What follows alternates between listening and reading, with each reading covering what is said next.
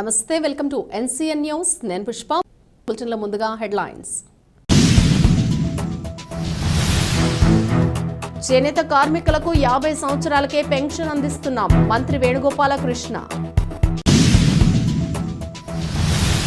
చేనేత కార్మికుల ఆర్థిక అభివృద్ధి లక్ష్యంగా మగ్గం కలిగిన ప్రతి కుటుంబానికి జగనన్న ప్రభుత్వం 24,000 రూపాయలను అందించి ఆర్థిక భరోసా కల్పించిందని జిల్లా ఇన్ఛార్జ్ మంత్రి చెల్లుబోయిన శ్రీనివాస్ వేణుగోపాలకృష్ణ అన్నారు. కడియం మండలం మురముండ గ్రామ పంచాయతీ చెరుకూరి సత్యం రుక్మిణి కళ్యాణ మండపం ఆవరణలో మురమండ, దుళ్ళ, వీరవరం గ్రామాల చేనేత కార్మికులతో ఆత్మీయ సమావేశం, చేనేత పరికరాల పంపిణీ కార్యక్రమానికి మంత్రి వేణుగోపాలకృష్ణ, రాష్ట్ర గ్రీన్ బ్యూటిఫికేషన్ కార్పొరేషన్ చైర్మన్ చందన నాగేశ్వరరావు, అధికారులు, స్థానిక నాయకులతో కలిసి పాల్గొన్నారు. ఈ సందర్భంగా మంత్రి వేణుగోపాలకృష్ణ మాట్లాడుతూ చేనేత కార్మికుల కుటుంబాలకు భరోసాగా రాష్ట్ర ప్రభుత్వం మురమండ, దుళ్ళ, వీరవరం గ్రామాల్లోని క్లస్టర్ డెవలప్మెంట్ ప్రోగ్రాం ద్వారా 557 మంది చేనేత కార్మికుల కుటుంబాలకు 191 లక్షల రూపాయల ప్రయోజనం చేకూర్చడం జరిగిందన్నారు. ఇందులో భాగంగా నేడు 2023-24 సంవత్సరానికి సంబంధించి రెండవ విడతగా 170 మంది చేనేత కార్మిక లబ్ధిదారులకు 40 లక్షల రూపాయల విలువైన వ్యక్తిగత వర్క్ షెడ్లు, వివిధ రకాల చేనేత ఉపకరణాలను లబ్ధిదారులకు అందజేశామని తెలిపారు.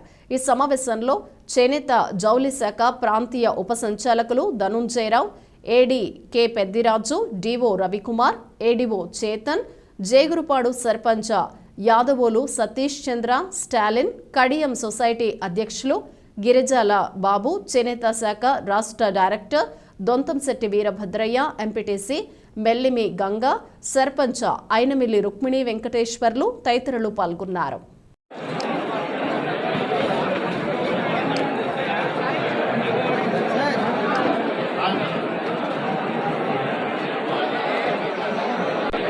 అడ్రాకండి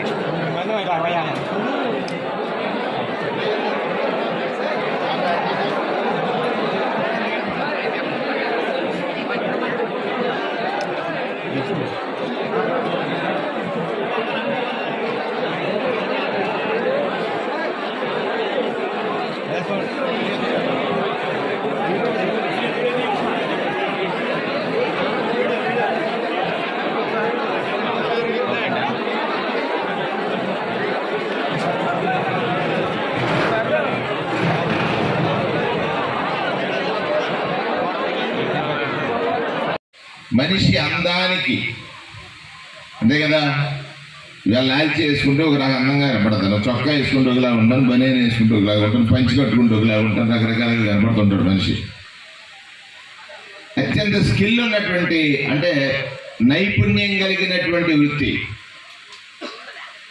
తెలివైన వాళ్ళు అందరూ.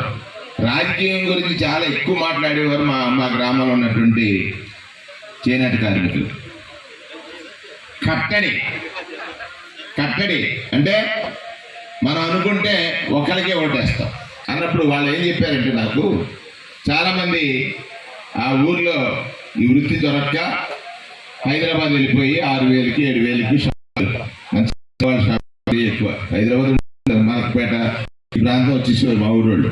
మీ బావ సీను అభిష్ దగ్గర యువత మలక్పేటలో కూడా ఉండేది అప్పుడు షాపు. ఆ షాపులో పనిచేసేవారు, ఇంత మైగ్రేట్ అయిపోయేవారు. సరే జీతం వచ్చినా